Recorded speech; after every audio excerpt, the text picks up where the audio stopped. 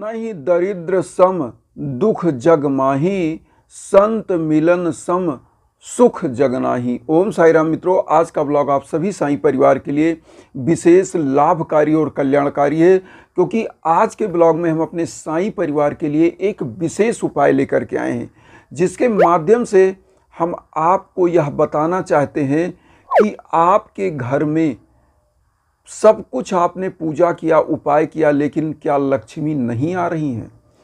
आपके घर में धन का स्रोत नहीं बन रहा है, तो आप समझ लें, सावधान हो जाएं कि आपके घर में दोष हैं। इन प्रकार के दोष हैं जो आपके घर में हमेशा से कोई ना कोई बाधा उत्पन्न कर रहे हैं। जैसे आप समझिए कि निर्धनता के लिए गोस्वामी तुलसीदास जी रामचरितमानस में जब यह पंक्तियां लिखा है कि नहीं दरिद्र सम दुख जग माही, मतलब दरिद्रता के समान कोई दुख इस जग में नहीं है।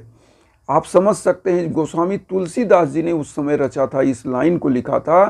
और संत मिलन सम सुख जग नाही, मतलब संतों के मिलन के समान कोई सुख इस जग में नहीं है। अगर संत मिलते हैं तो आपको सुख ही सुख। संत मतलब गुरु, जो रास्ता दिखाने वाला हो, जो आपको सद्मार्ग पर चलने के लिए प्रेरित करे। अब यहाँ पर सबसे बड़ा चीज़ आपको ध्यान देना है कि आपके घर में कौन से दोष हैं, क्यों लक्ष्मी नहीं आ रही है। यहाँ सबसे बड़ा चीज़ आपको ध्यान देना है कि आपके घरों में आप निरीक्षण करिए कि आखिर क्या कमी आती है, क्या चीज़ें हैं जो बाधाएं उत्पन्न हो रही हैं, क्या चीज़ हम लोगों की आदत है, क्या सुधारने की ज़रूरत है। आप इन चीज़ों को ध्यान दीजिएगा और निश्चित आप कमियां पकड़ेंगे और देखिएगा धन लक्ष्मी प्रचुर मात्रा में आपके घर आएंगे। हम उपाय भी बताएंगे, लेकिन सबसे पहले इन दोषों को हम बताना चाहते हैं। इनको हम बिंदुवत आपको बताना चाहते हैं कौन कौन से दोष हैं। सबसे पहला, जिन परिवारों में आपके घरों में लोग जब सूर्य उदय हो जाता है, सूर्य उदय के बाद उनका जागरण होता है। क्योंकि एक चीज़ बता दें, लिखा भी हुआ है, लोग गांव में कहते भी थे कि जो सोवत है वो खोवत है, जो जागत है वो पावत है। मतलब ब्रह्म मुहूर्त में जो व्यक्ति उठता है, ब्रह्म मुहूर्त में जब समस्त देवता अपनी कृपा बरसा रहे होते हैं इस पृथ्वी पर, उस समय जो उठता है, जिस भी घर का मुखिया मतलब अगर कोई घर का जो श्रेष्ठ पुरुष है, जो मालिक है, अगर वह ब्रह्म मुहूर्त में उठता है, तो ऐसे घर के लोगों के यहाँ लक्ष्मी का निवास साक्षात होता है। ब्रह्म मुहूर्त में उठने का मतलब है, जब उठिए, सूर्य देव निकल रहे हों, उनको प्रणाम करिए और नहा धो करके अपने पूजा कक्ष में एक दीप प्रज्वलित करिए। माँ लक्ष्मी ऐसे नहीं आती। आपको मैं बताना चाहता हूँ दोष क्या होता है।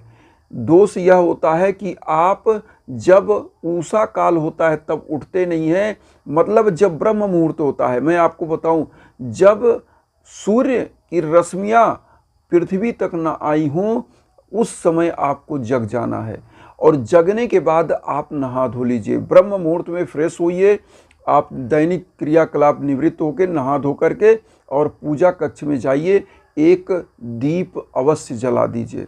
दीप जलाकर जो भी आराध्य देवता की आप पूजन करते हो, अर्चना करते हो, माँ वैभव लक्ष्मी को प्रणाम करिए। एक चीज़ तो ये हो गया कि आपको ब्रह्म मुहूर्त में उठना है। दूसरा दोष जो आप नहीं कर पाते हैं, जैसे आपके घर में महिलाएं हैं, गृहिणियां हैं, जो खाना बना रही हैं और क्या करती हैं, जल्दबाजी में खाना शाम के टाइम जब वो बनाती हैं, बर्तन जूठा सिंक में, जो आपका किचन है या आपका जो किचन है नीचे या सिंक में भर के जूठा फेंक दिया, वैसे पड़ा हुआ है। होता क्या है, माँ लक्ष्मी जब शांत होता है वातावरण, तब आपके घर का भ्रमण करती हैं कि हम इस घर में वास करने लायक हैं कि नहीं है। होता क्या है कि आप जैसे ही जूठा बर्तन रखते हो, वो निगेटिव वातावरण बनाता है। और चूंकि जो आपका किचन होता है या अन्नपूर्णा का वास स्थान होता है, और अन्नपूर्णा के लिए कहा गया है जैसा खाए अन्न वैसा रहे मन। अगर आप वहाँ पर दूषित वातावरण रखते हैं तो आपका मन भी खराब होता है, तन भी खराब होता है, स्वास्थ्य भी खराब होता है। तो यहाँ पर सबसे बड़ा चीज़, लक्ष्मी जी जैसे वहाँ देखती है कि जूठन है और यह निकृष्ट लोग हैं, तो ऐसे घर से वो तत्काल ही निकल जाती हैं। इसलिए किचन में जैसे आपका कोई एक बर्तन जूठा हो आप साफ कर दीजिए। इकट्ठा इंतजार मत करिए कि ये एक बैग पूरा रखा रहे, 50 बर्तन हो जाए तो हम धुले। आप एक बर्तन धीरे से साफ कर दीजिए, आपके ऊपर लोड भी नहीं रहेगा, प्रेशर भी नहीं रहेगा कि इतना सारा बर्तन है। आप साफ करके रखिए और जैसे ही किचन से खाना बना लीजिए, झाड़ू पोछा करके किचन एकदम चमका के निकल आइए। मैं कह रहा हूँ लक्ष्मी जी का वास सदैव होगा। अब यहाँ पर एक चीज़ और ध्यान देने की ज़रूरत है कि जब आपके घर में जहाँ भी कूड़ा करकट रखा जाता है वह चीज़ सामने नहीं होना चाहिए, मेन दरवाजे पर कभी नहीं होना चाहिए। जैसे झाड़ू है, झाड़ू कभी मेन दरवाजे पर नहीं रखना चाहिए, इसलिए कि यह निगेटिव चीज़ें हैं जो आपकी गंदगी को साफ करते हैं। अगर यह चीज़ सामने है, आप कहीं जा रहे हो, आपके दिमाग में वह निगेटिव चीज़ें पैदा करती है। इसलिए झाड़ू को हमेशा किसी ऐसे कोने में रखिए, किसी ऐसे जगह पर रखिए कि कोई आए घर में और कोई घर से बाहर जाए तो वह नज़र उस पर ना पड़े। कूड़े की बाल्टी ऐसे जगह पर होनी चाहिए जहाँ पर आप कूड़ा रख सकें, लेकिन वह एकदम फ्रंट पर नहीं होना चाहिए कि मेन दरवाजे पर आप रख दें। उसको थोड़ा साइड में रखिए, क्योंकि कूड़े की चीज़ दिखनी चाहिए, नो डाउट, लेकिन कूड़ा साइड में कहीं ऐसे जगह होना चाहिए कि मुख्य दरवाजे पर नहीं होना चाहिए। और एक चीज़ और समझिए, जो कूड़ेदान में आपने कूड़ा रखा है, इस कूड़े को आपको सुबह फेंकना है, शाम को सूर्य अस्त के बाद कूड़ा नहीं फेंकना चाहिए।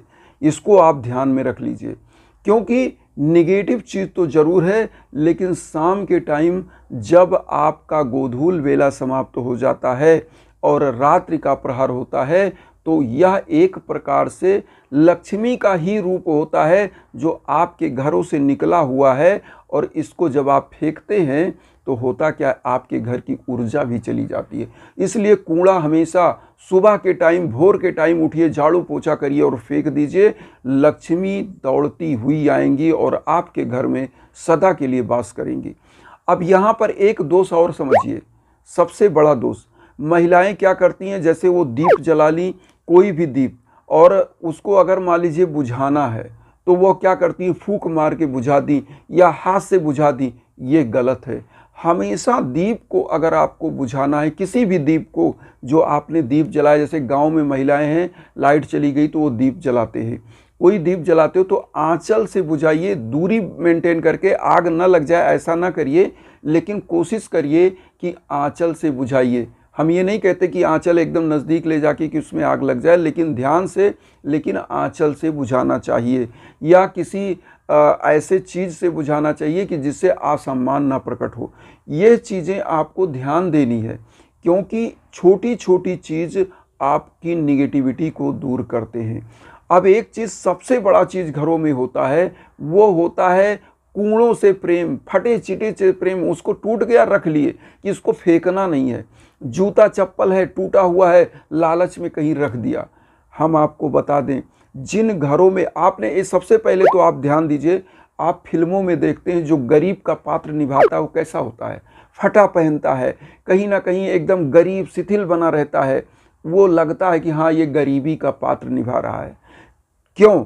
क्योंकि जो अभिनय करेगा, जब फटा चिटा वातावरण दिखाएगा, वो अपना कपड़ा फटा पहनेगा, उसका घर टूटा हुआ होगा, तभी तो आप समझेंगे कि वह पात्र गरीब है और तभी वह अभिनय कर रहा है गरीबी का।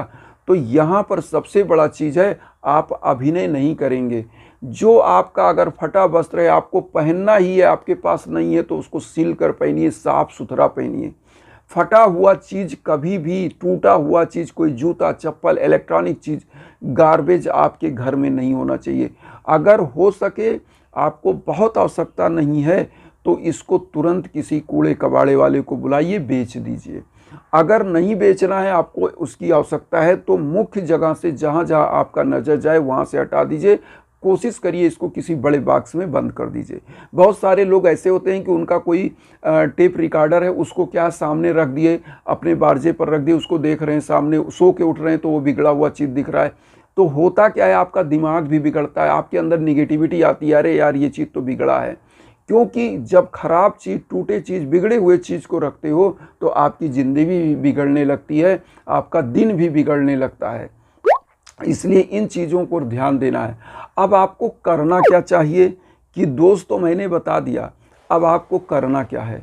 जैसे बहुत सारे घरों में आपको निरीक्षण करने का कार्य करना चाहिए।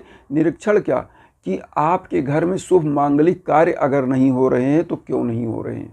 क्योंकि कहीं ना कहीं आपको पितृदोष तो नहीं है, पितरों का तर्पण आपने सही से नहीं किया होगा। और पितृदोष जब होते हैं तो आपको कर्ज देना, मतलब कर्ज में आपको डुबो देना, आपके घर में कोई अच्छा क्रिएटिविटी नहीं हो पाती, कोई निर्माण कार्य नहीं कर पाते, कहीं से धन का आगमन नहीं हो पाता। तो यह जरूर देखें कि अगर पितृदोष है तो पितृदोष की शांति जरूर करा लें।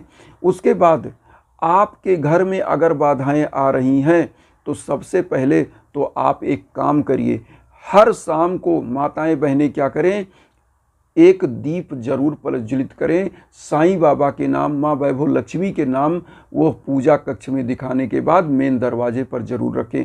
पुरातन समय में आपने देखा होगा, अगर जो ज़्यादा एज के लोग होंगे वो जानते होंगे कि सामने देहरी पर एक दीप जला के रखी जाती थी। जो माताएं होती थीं, जो बुजुर्ग होती थी घर की महिलाएं, वो दिया ढेबरी जिसको बोलते हैं, दिया बोलते हैं, उसको दीप बोलते हैं, उसको जला करके सामने रखा जाता था कि माँ वैभव लक्ष्मी के आगमन का समय हो गया, गोधूल बेला के समय ही जला दिया जाता था।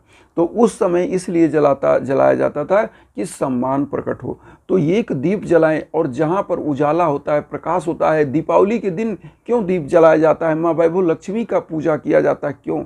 रामचंद्र जी का तो ये है ही है कि दशहरा के दिन उन्होंने विजय प्राप्त किया था, लेकिन माँ वैभव लक्ष्मी को अगर आपको प्रसन्न करना है, आकर्षित करना है, तो सजा सजाया साफ सुथरा वातावरण, दीप से प्रज्वलित घर होना चाहिए, और घर परिवार में एकता और सामंजस्य होना चाहिए। क्योंकि रामायण में लिखा है, जहाँ सुमति तहाँ संपत्ति नाना, जहाँ कुमति तहाँ विपत्ति निधाना।